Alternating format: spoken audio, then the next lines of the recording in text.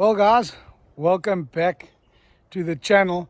Now, as you can see, I'm standing in front of a beautiful bushbuck ram here, and I got a great story for you guys to tell you guys today, because this was the last bushbuck I shot on the property, and I recently managed to shoot a bushbuck ram using my old Cape gun.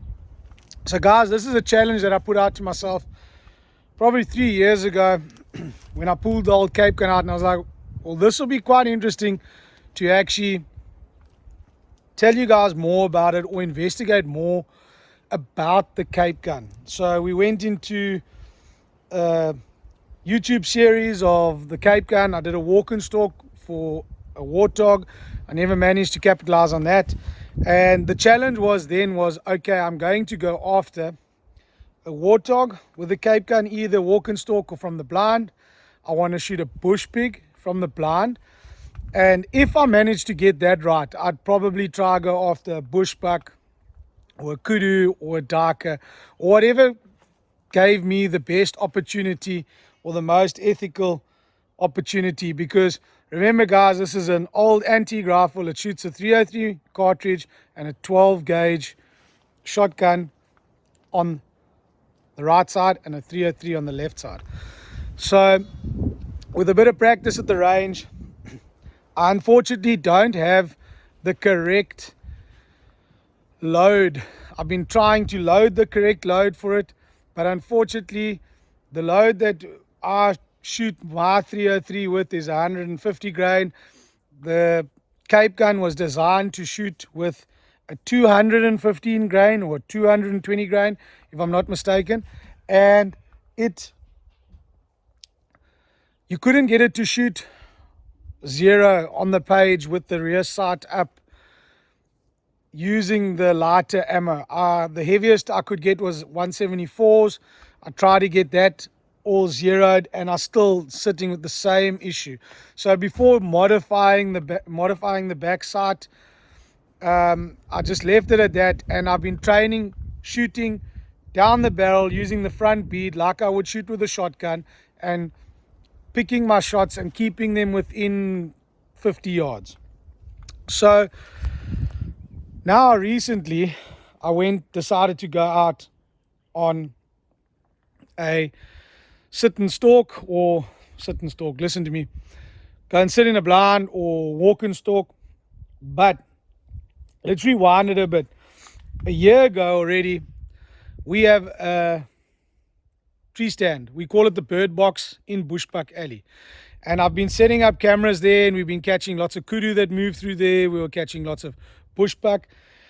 And last year already, I went and sat a few times in the bird box trying to capitalize on shooting this bushbuck or a bushbuck or warthog. And I got nothing last year on all my attempts. I walked and stalked. I went and sat in one of our spring blinds. Never got lucky. Somewhere along the line, my luck has changed, and this year has been the year where I've actually gone and shot 3 animals. You'll see in the YouTube series, the first one I got was a bushpig, and I sat multiple times in the blind set up to get an opportunity at a beautiful big bushpig, and I got him out the way. And quite recently, I went for a little bit of a walk and stalk, and I thought, well, I will go and check on the feeders, because we had some warthogs that had started eating on the bushpig feeders. And I went and climbed in there. I'd missed the bait raiders. You'll see that episode also on YouTube. And I managed to capitalize on a beautiful warthog, a nice big fat pig for the freezer. And then this time around, we went after the bushbuck or whatever. If I was going to shoot another warthog, that was the challenge. The challenge was to hunt this season with the Cape gun. And this year, I climbed into the tree stand, not inspecting it from last year, thinking everything was still all good. And I climbed up in the tree stand, and it's probably about 6 meters up in the air in a pine tree. And it's all home built out of rough planks and timber that was lying around. And there was an old cushion that I'd left there from the year before, and I saw that something had made a nest in it. But when I grabbed the cushion to toss it off the side, a rat ran out, and it like landed on me And when I put some pressure on the base platform of the tree stand and I nearly came out the tree. The screws had rusted clean off the base. Now that was close. I haven't checked this tree stand. My own fault. Don't make mistakes like I do. Learn from them. All the screws have rusted off that hold the main beam there. And as I put weight on it, the whole thing pulled out. Luckily for me, I was standing with my foot against the tree here and nothing else shifted. So we're still alive to tell the tale. But falling that distance wouldn't have been fun. So let me get my ass down here and change the plans. Let's turn this into a walk and stalk. So I quickly got my way out the tree and decided to do a little walk and stalk rather. It'd be safer for myself. And I went through the pine trees. We didn't see anything. Just had a nice general hunt. Went to what we've built prior as well. We call it the kudu blind, where we have a lot of kudu moving through these pine forests. We put a water trough there, we put salt out. So the game have started using it as a thoroughfare and moving through. So I went there, I climbed in the blind for a few hours, realizing that I had forgotten the chairs. We'd taken them out for a function. So I sat on the floor for about 2 hours. Nothing came in, and then I called it a day and off we went. Then a few weeks have gone by. I've gone away and I've done the karoo hunt, the springbuck hunt that all of you guys have seen on Facebook. A really awesome hunt, guys. If you haven't experienced that one, head on over to YouTube. I had a great interview with the landowner afterwards about the genetics of their springbuck. So go over and check that one out. And this week, I kept saying to my wife, let me go and sit in the blind. I've been pulling the cards. I've been seeing 3 rams. I've noticed the same 3 rams moving from the spring across the bushbuck alley, and then they feed here. And these 3 rams specifically, which are quite unusual, were chasing a female. And every afternoon when the female came out there, the ram would come out. So I thought this is a great time for me to go and take a seat in the blind. I've got the chairs already there. So this last Saturday, I decided, let me go and take a seat for not long, 2 hours, 3 hours, maybe.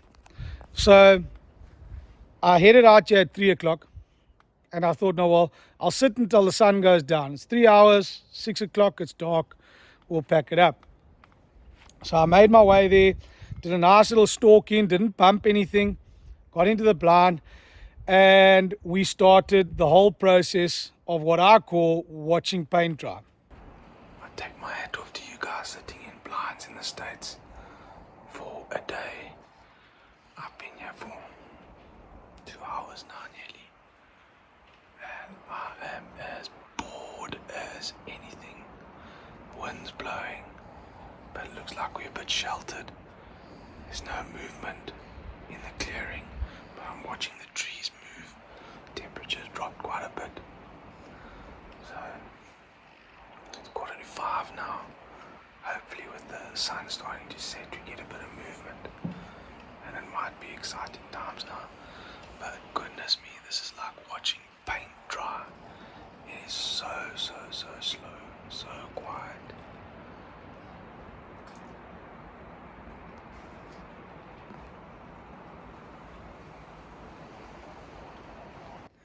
And I sat there and I was tired. I've got a little 5-month-old, so the lack of sleep is part of it. And sat there and I was still messaging my wife going, oh, it's so quiet, nothing's moving around. But then the wind picked up. It really started cranking. I was watching the pine trees swaying, but the area where the water trough is, it was quite sheltered. So I carried on sitting there, and eventually I messaged my wife saying, I'm actually kind of done. if I sit another half an hour, it'll be long, and I will be on my way back to the house.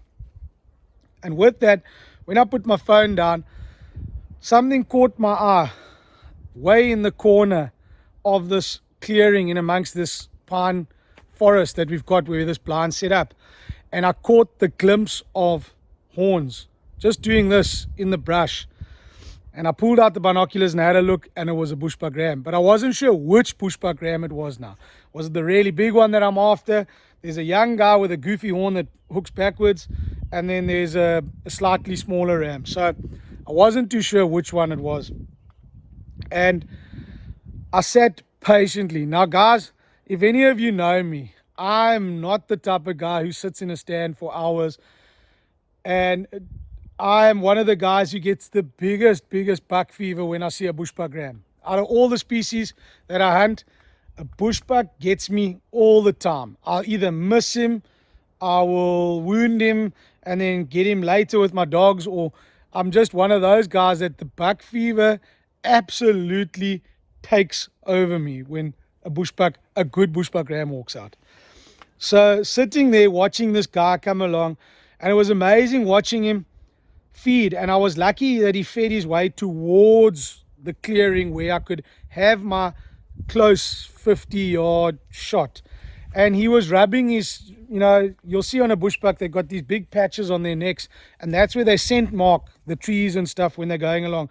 And this guy was coming along rubbing all the trees with his horns and his neck, leaving his scent. So he was clearly the dominant ram for that area, and he was feeding and doing this. And I got it all on camera, and it was beautiful watching him make his way. But in this whole time, every time he stopped, I was like, if I had my rifle here, my 30-06, I'd shoot him there, because he's standing broadside. But patience had to stick with me. It had to stay there. I needed him to come closer. So what probably took 10 minutes felt like I'd been sitting there for 3, 4, 5 hours. It was agony. All I wanted to do, every time he stood broadside, I was like, I've got a perfect shot. But man, to shoot just with the bead, this is not cool. Just wait a little bit.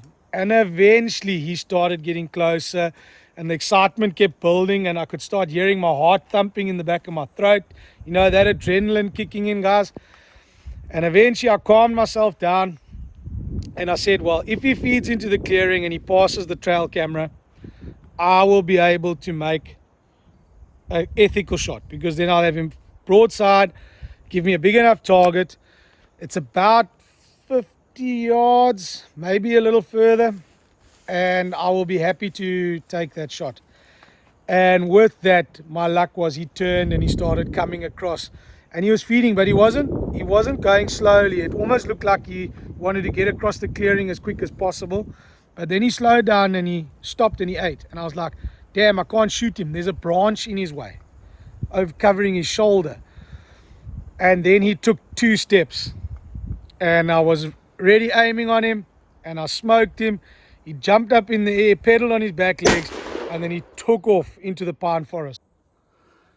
Oh guys, I just smoked a beaut of a bushbuck with the old 303 Cape gun. Yes.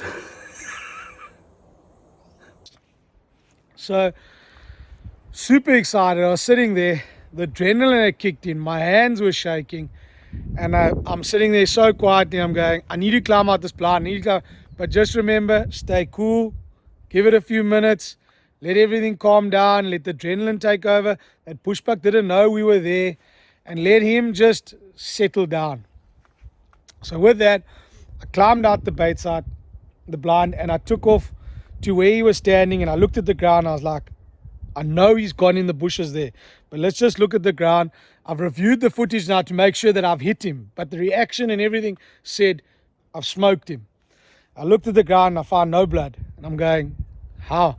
And I went a little further, no blood. That bushbuck had run 40 meters or so and got into the bush line, and then I spotted the first little bit of blood.